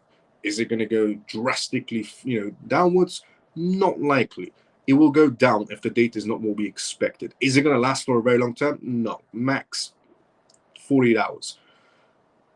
Minimum 24 hours, the market will be impacted. Now, as illustrated essentially, ANZ, the first perspective, ANZ predicts a 0.32% monthly rise for core CPI. Analysts emphasize essentially the deflationary conditions within core services excluding rent. Any unexpected changes could adversely impact these expectations. ING Bank. For July CPI, ING forecasting a 3% increase is acceptable essentially for inflation rate cuts. ING officials note that labor market weakenings, believing that the anticipated yet rising CPI figure will not prevent interest rate reductions. Their monthly core inflation expectations stand at 0.4% above others. Goldman Sachs also gave their opinion as well. Goldman essentially Sachs's economists anticipate a monthly increase of 33 basis points in core CPI. Should the new labor market trends confirm, the unemployment rate essentially raise, it's unlikely essentially to restrain the FOMC. Moreover, if the inflation report aligns closely with our expectations and essentially the market focuses on labor market downsides, risk, and the evolution of the Fed's view of the upcoming essentially Jackson Hole symposium, then this report could serve to eliminate the uncertainties. Morgan Stanley also gave their opinion as well straight after Goldman Sachs. Morgan Stanley anticipates a 32 basis points monthly rise and a 3.04% annual CPI, a further essentially monthly increase compared to June in the early scene. Economists expecting a weak trend in service inflations believe that the tariff impacts will be more evident in their basic goods. Our primary scenario is that most price effects are related to tariffs and will occur during the summer. However, there is a risk of a more gradual and sustained increase in monthly figures until the year ends. The timing of the tariffs' impacts on prices remains significant. Economists essentially models often predict the magnitude of price changes due to the tariffs, but not their timing or speed. As a result, determining whether essentially effects will appear in inflation, the data processes, and challenges, differentiating signals from noise is difficult, yet we rely on high frequency data and stock analysis views. Data is going to be coming out tomorrow. If the data is what we expected, essentially, then the market has already priced it in. If it's something that we haven't expected before, like essentially the labor market data coming out, and the person that did release the data got fired by Trump's administration for manipulating the data, and the correct data actually came straight after, and it was very different to what she released, and she was Biden's pick. Everybody saw that one coming.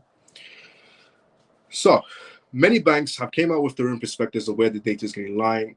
Most are saying that it could be what we've already priced in. Some are lying on it could be, completely what we thought it was going to be.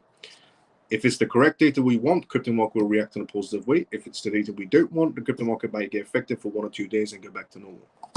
Now, and scenarios like this are going to keep on happening until we get regulations. We get regulations, we get utility. No regulations means everybody follows Bitcoin. Bitcoin goes up, we go up. Bitcoin goes down, we go down. We get regulations, we decouple from Bitcoin and go into utility.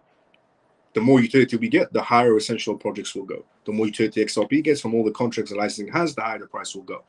The more essentially XLM utility gets, the higher it goes. XDC, higher it goes. Solana, higher it goes. Cardano, higher it goes, and so on and so on. AVAX, the higher it goes.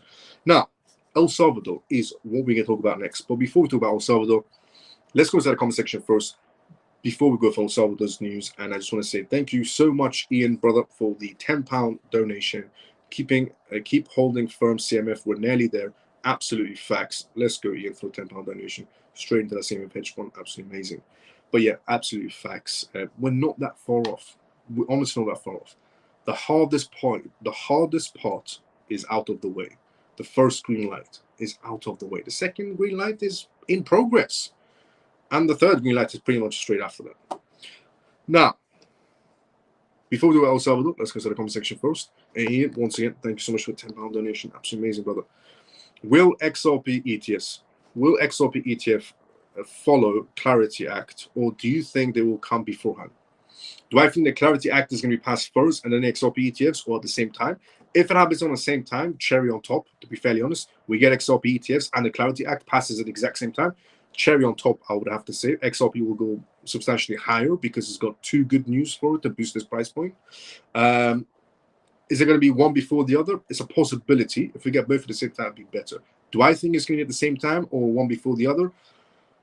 The higher chance will be one before the other, but the lower chance will be essentially at the same time. Same time will be better.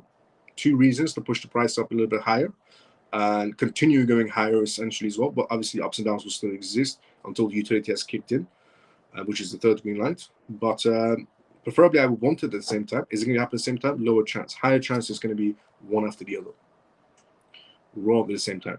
Please like CMF. Let's go Golden Dragon. Yes, CMF members, if you have already liked and essentially retweeted Let's Live and you're watching us on X, thank you so much. If you haven't liked or retweeted and you're watching us on X, please like and please retweet if you're watching us on X right now.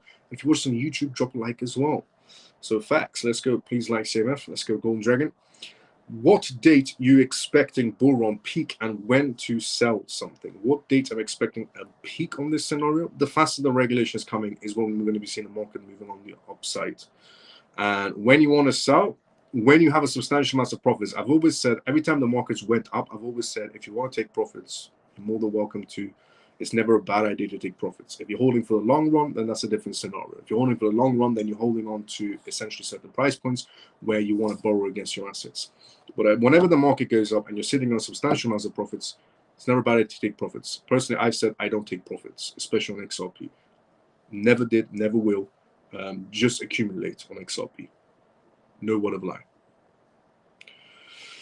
Now, your current opinion on ACH. How much potential does it have in your opinion? My current opinion on ACH and how much potential does it have in your opinion? Okay, ACH, brilliant asset. No doubt about it. Brilliant asset. ACH, in my opinion, it's going to do well inside the financial sector. It has the licensings. It has that on-ramp and off-ramp going for it right now, which, integrating, bringing liquidity to the crypto sector through that on-ramp and off-ramp. Also, ACH has done some movements with Ripple in the past and continue to do so, if I'm not mistaken. It has, in my opinion, a great chance of succeeding well inside the financial sector, especially on the earlier days, because bringing fiat into crypto right now. It operates internationally on that basis as well. But in terms of how much potential does it have in your opinion, it has quite a bit of potential, I would have to say. It would have more potential if essentially ACH had its own chain and started to drift off from Ethereum. Started moving away from Ethereum's chain and just built its own chain. It would have a better chance, because Ethereum is not the best chain, because it's slow and essentially expensive and so on in terms of fees. So you don't want to be on that chain for too long. You might want to build there and move on. Would be the better scenario, I would have to say. So obviously XRP, XLM, XDC are above ACH in my opinion, but ACH is still a brilliant asset inside the financial sector, especially for the earlier days of bringing more fiat into the digital sector. Your current, better CPI comes good, or someone is going to get fired. Maybe, yeah, you never know. Is worth ACH holding or stick with XDC? XDC is obviously better, I would have to say, than ACH in the long run. XDC is a better asset in the long run, in my opinion. In the short run, ACH will probably be a better asset because of the amount of licensings it has worldwide. However, XDC in the long run, it's 10 times the better asset. HBAR has started collaboration with ICP, Love for Beauty. Thank you for letting me know about that update as well. That's great for HBAR. That's great for ICP as well. Now, moving on. Well, thank you for the update, Love for Beauty. El Salvador. El Salvador is also introducing some new regulations for the crypto sector. It's not just the United States. El Salvador's Bitcoin investment banking law is what's going on right now. El Salvador's legislators has enacted an investment banking law allowing banks to operate fully as a Bitcoin bank for accredited investors to essentially allow Bitcoin customers to enter essentially El Salvador banks. With the confirmation coming from Juan, the digital asset regulator, this law is crucial as it introduces a regulated framework for Bitcoin banking in El Salvador essentially, and solidifying the nation's stance essentially as a crypto-friendly jurisdiction.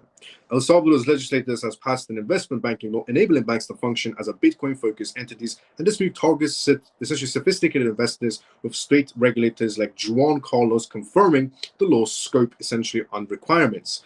The approval allows investment banks in El Salvador to hold Bitcoin and other digital assets. With PSAD license, these banks could serve exclusively accredited investors, distinguished from essentially commercial banks. The new law could bolster El Salvador's financial sector by attracting institutional participation. Licensed banks can also now engage with Bitcoin and other digital assets legally, emphasizing the role of sophisticated investors. As the United States essentially just got their green light in terms of banks from Trump's administration signing that executive order, Trump himself signing that executive order that stops the banks from going after essentially blocking crypto companies, and essentially says that banks inside the United States will get penalized and fined if they essentially don't work with crypto companies. El Salvador is taking a page out of Trump's book, greenlighting El Salvador's banks to work with crypto, which is brilliant. Politically and economically, this development highlights El Salvador's ongoing commitment to integrate crypto into the financial sector. Investment banks can operate on legal tender and foreign currencies, underlining the law's broad remit. The law reflects El Salvador's unique stance on cryptocurrency adoption. Historically, the country has been very pro-Bitcoin advocates. This move further integrates digital assets within its institutional banking framework. The law essentially allows private investment banks to operate in legal tenders and foreign currencies for sophisticated investors and engage in digital assets like Bitcoin, said essentially Juan Carlos, emphasizing the legal clarity provided by the new framework. Experts indicate that potential increased foreign institutional involvements, given the legal clarity now available. Economic analysts also underscore that similar legal precedents globally typically emphasize retail restrictions, thus making El Salvador approach noteworthy. El Salvador has just become essentially open to crypto. It's open for business, not just Bitcoin, but crypto in general. The banks are open to business. Just so essentially, Ian's comment, Satoshi must be an advisor in El Salvador. Probably Juan is the same person, if I'm not mistaken, that said Satoshi Nakatomo lives in El Salvador. No word of a lie. A El Salvador advisor for essentially the president of El Salvador came forward and said on Thursday, that Satoshi Nakatomo probably lives in El Salvador. We don't know, but you never know. Now, moving off essentially El Salvador to XRP news. Before we talk about XRP news, let's go inside the comment section first. Let's see where we're at. We were at here. If I'm not mistaken.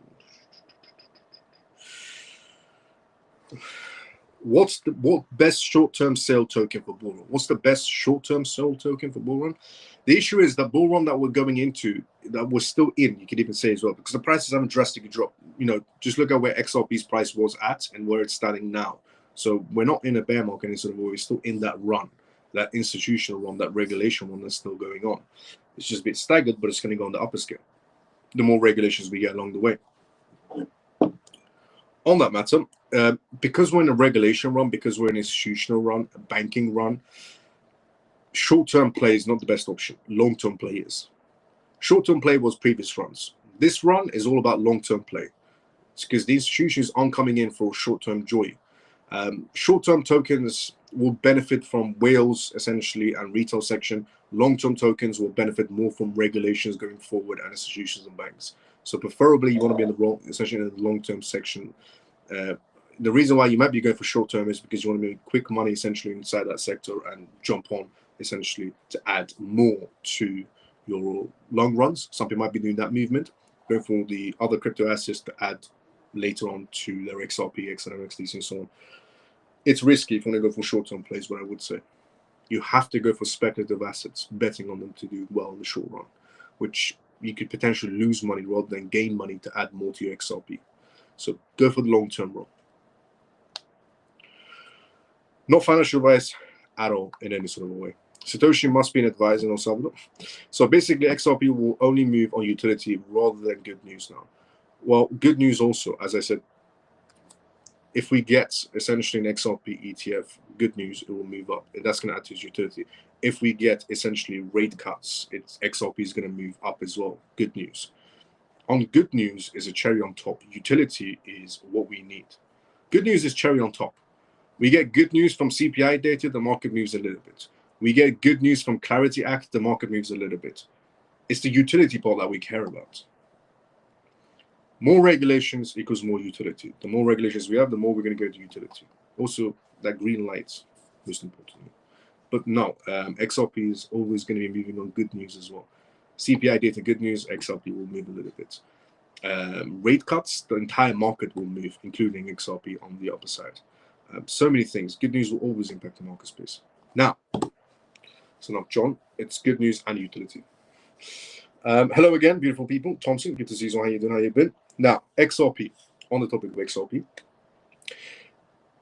Here is something that a lot of people should know of what's going on right now. Too many people are anticipating the upside of XRP, which is incredibly understandable. Ripple's case coming to an end, Ripple applying for a banking license, Clarity Act coming through, Anti-CBDC Act coming through, which is also beneficial for Ripple because the Fed concrete CBDCs, XRP ETFs, there's more filings for XRP ETFs than any other ETF out there. And too many people right now are betting on Ripple to go on the upside. And it can't be that clear. Even though it is, they can't let it be that clear because then everybody makes money. And that's not how the market works. The market is not about rainbows and sunshines. It's about the other thing. So this is what's going on right now. XRP hits $1 billion open interest on Binance right now. It's the most ever that's happened on Binance for any token. XRP, the third largest cryptocurrency by market capitalization, surpassed $1 billion in open interest on major crypto exchange Binance. In the last 24 hours, according to CoinGlass data, open interest refers, OI in other words, refers to the total number of outstanding derivative contracts, futures and option contracts in other words, that have not yet been settled.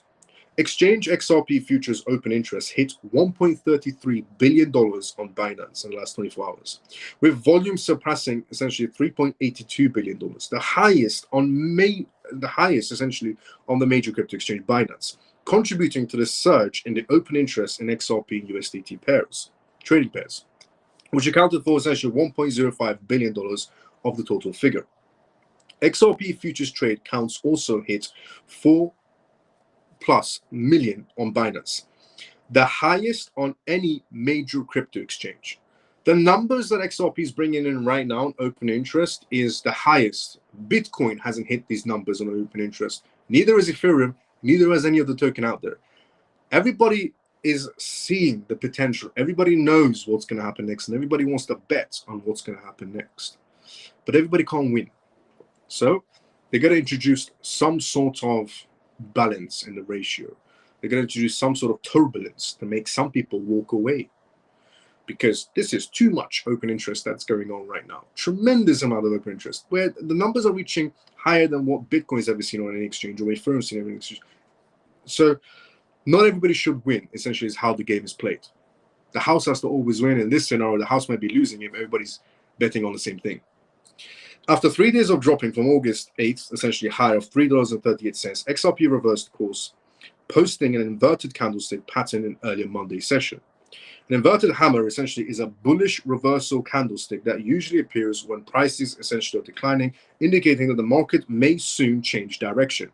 So everybody knows what's going to happen next. XRP has to go up. It gets ETFs. It has the most amount of ETF filings, which is an indication that those corporations' clients want XRP ETFs. Hence why XRP has the most amount of ETF applicants. XRP essentially futures brought in the most amount of money in terms of futures. Ripple is applying for a banking license and the Fed master account that's going to put RLUSD and even potentially XRP into the Fed accounts. The footsteps that Ripple is taking right now, with the Ripple case completely ended, everybody knows what's next. And everybody's betting on what's next, which the House doesn't like, because not everybody should win. So the House has to obviously throw some turbulence in the way, so that some people walk away. And some people think, oh, the case ended, nothing happened. And some people might walk away because of that. But the open interest tells a different story, which is just breaking records right now. In terms of ETF filings, in terms of open interest, in terms of XRP futures, in terms of the Ripple essentially getting a license, a bank license, or a Fed master account, the footsteps they're taking is tremendous. And everybody knows what's going to happen next. And the charts are also telling people what's going to happen next. But the House has to win. So the House has to throw some turbulence and make some people walk away, or a lot of people walk away. What I'm trying to say is, don't be a moron in a scenario like this. If this pattern is confirmed for XRP price action, bulls may seek to revive their recent uptrend with eyes on this breach of key resistance at $3.38 and $3.66 to aim for $4. The daily RSI essentially has flattened essentially while still being above the midpoint 50 levels. This suggests that the possibility of a range trading in the coming sessions, while presenting a slight advantage to the bulls. Support is expected essentially at the 50-day SMA at $2.81 in the event of a drop.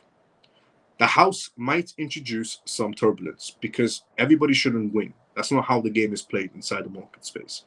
Unfortunately, everybody knows what's going to be happening next for Ripple and XRP. It's obvious. Banking license, Fed account, Ripple case closed, most amount of ETF applicants. It tells you what's going to happen next, and everybody should win. So the House has to throw turbulence in between to make some people walk away, or a lot of people walk away. Don't be one of those morons that walks away. Not financial advice in any sort of way. You've come so far, to walk away now would be stupid.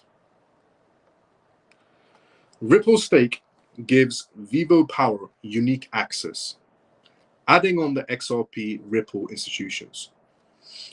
Ripple stake gives Vivo Power unique access to massive XRP token reserves right now. Vivo Power, which was announced a while ago with Ripple's partnership, has purchased $100 million worth of Ripple shares. The enterprise, also a blockchain company known for its significant XRP holdings. The acquisition gives Vivo Power a rare, essentially indirect access to Ripple's large reserves of XRP tokens, making it the only US-listed company with exposure to both Ripple equity and XRP. This is how keen Vivo Power is. The newly acquired Ripple shares essentially correspond to roughly 211 million XRP tokens. Based on the current market prices, the value of these tokens is about $696 million if sold on the open market. The deal values Ripple at approximately $19 billion valuation right now, giving Vivo Power exposure to XRP just at essentially 47 cents per token when they essentially purchased it. Vivo Power has stated that its argument essentially provides its arrangement provides an 86% discount compared to Ripple's total XRP holdings, which are essentially currently valued at around $135 billion besides its cryptocurrency reserves.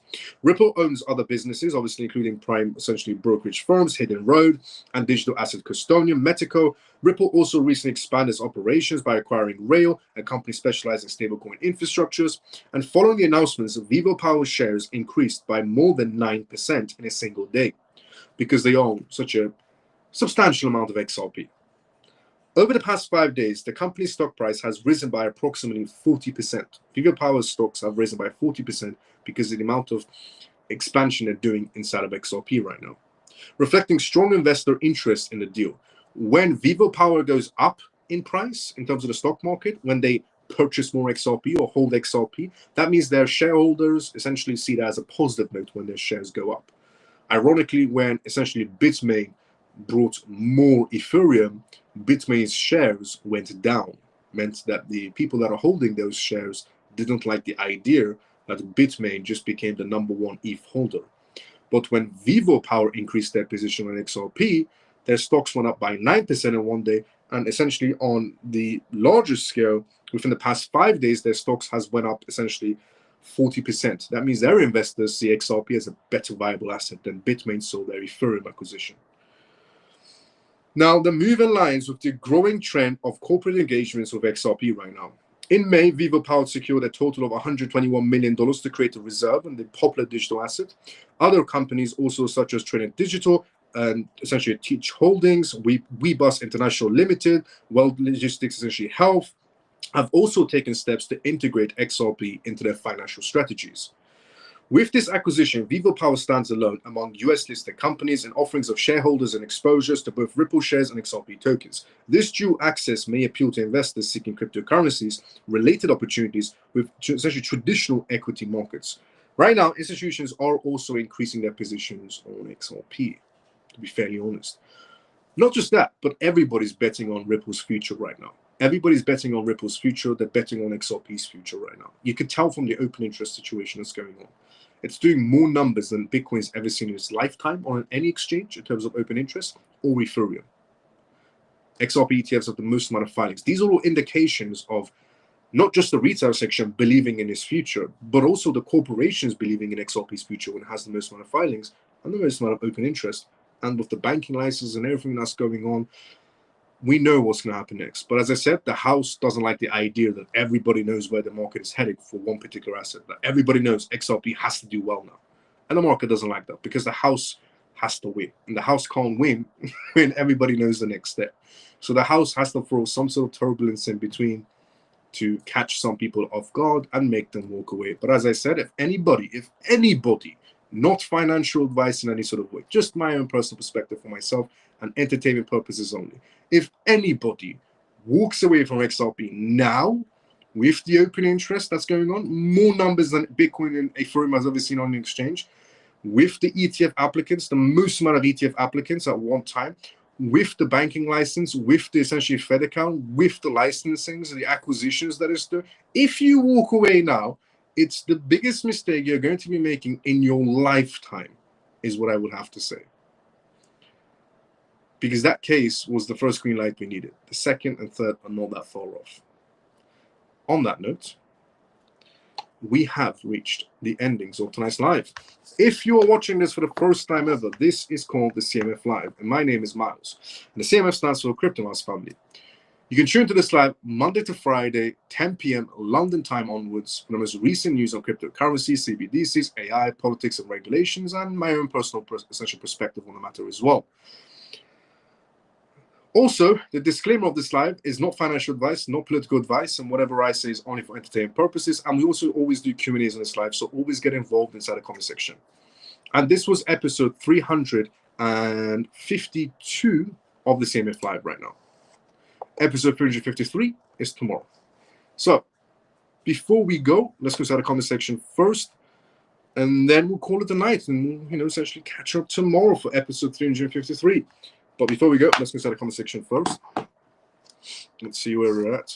And by the way, also, thank you so much to everybody who liked and retweeted this live if you're watching this on X. And thank you so much to everybody who liked and retweeted this live if you're watching this on YouTube. Honestly, thank you so much. And if you followed me during this live, thank you so much as well. Or if you subscribe to me, thank you so much. Let's see where inside the comment section where we're at. Hello again. Look, we're here. Miles, how do you feel about XPR? Not so great about it. XRP, yes. The other one, XPR, not so much. Hello, toggling between two live streams in the room. Hello, Miles and CMF. Any thoughts on Flare? Flare, good asset. Not what I would go for. It could have potential is what I would say, but it's not an asset that I would say must have in any sort of way. ETFs are not too also because what is the point of consuming a tenth of an apple versus consuming the entire full apple? I agree 100%. It's just that it's far more delightful and delicious. I agree 100%, Thompson. It's just the institutions, their client base prefers the easy route, and they trust essentially their entities as well. I'm still DCA XRP, dollar cost averaging XRP. I'm all in XRP, XRP, XDC, H4, ACH, Beam, and Hot. Let's go, Scott. I guess the party is still in Dubai. Let's go, Scott. Facts, Miles. Let's go, Ian. Great live. Thank you, Miles. See you tomorrow, John. Same time as usual. Thanks, Miles. Good night, all. Stormy. See you tomorrow. Same time as usual. Miles, we've waited 4 years for this case to finish. I must admit that it's a bit disappointing, anticlimax, as the price today is back to square one. The price is nowhere near square one. The price of XRP about, what, a few months back, if you look at it, was where, and where is it now? And there's always been 3 green lights. That never changed. For the past 3 years, since TikTok days, I've been telling you 3 green lights. Night, Miles, the CMF. Pablo, see you tomorrow, same time as usual. Good night, and thanks, Miles. Great live. As always, see you tomorrow time. Artistic, see you tomorrow, same time as usual. Great job, Miles. As always, Scott, see you tomorrow, same time as usual. Good night, Miles and CMF. Thank you, Mike. See you tomorrow, same time as usual as well. Miles, I will call you this week. Respect, brother. No problem. Congratulations on episode 352. Scott, see you tomorrow, same time as usual as well. Good night, Miles and CMF family. Funky brother, see you tomorrow, same time as usual. Mike, I don't know what Arab means. I'm Persian, by the way. I'm OG of the CMF. Scott, see you tomorrow. Cisco, see you tomorrow, same time as usual. And Mike, for that weird comment. I can't do anything for some reason. But anyways, thanks, Miles. I'll see you tomorrow. CMF, have a good night. Orphan, see you tomorrow, same time as usual as well. Good night, Miles and family. Great live. Many thanks for all you do. See you tomorrow. Ian, see you tomorrow, same time as usual as well. See you tomorrow night, Miles. Thank you, brother. See you tomorrow, same time as usual. Or Party in El Salvador. Susie 6. Susie, see you tomorrow, same time as usual. Great. Good night, Miles. Michael, see you tomorrow, same time as usual. I will see everybody tomorrow. Good night, Miles. Thanks for another great live. Evening as normal. I will see you tomorrow night. See you tomorrow night, Adi. I'll see everybody tomorrow, same time as usual. Thanks for live, Michael. Let's go. I'll see everybody tomorrow, same time as usual. Everybody have a great day or a good night, depending on where you're around the world. See everybody tomorrow for episode 353 of the CMF Live. Thank you so much to everybody who liked and retweeted this live. If you're watching us on X, thank you so much. If you haven't, please like and retweet this live on X. And if you're watching us on YouTube, like the live. And thank you so much to everybody who followed and subscribed to me during this live as well. See everybody tomorrow, same time as usual, 10 p.m. London time, for episode 353 of the CMF Live. XRP, hold the line. Let's go. Mike, share the live and hit the like button. Scott, let's go. See you tomorrow, same time as usual. See you tomorrow, same time as usual.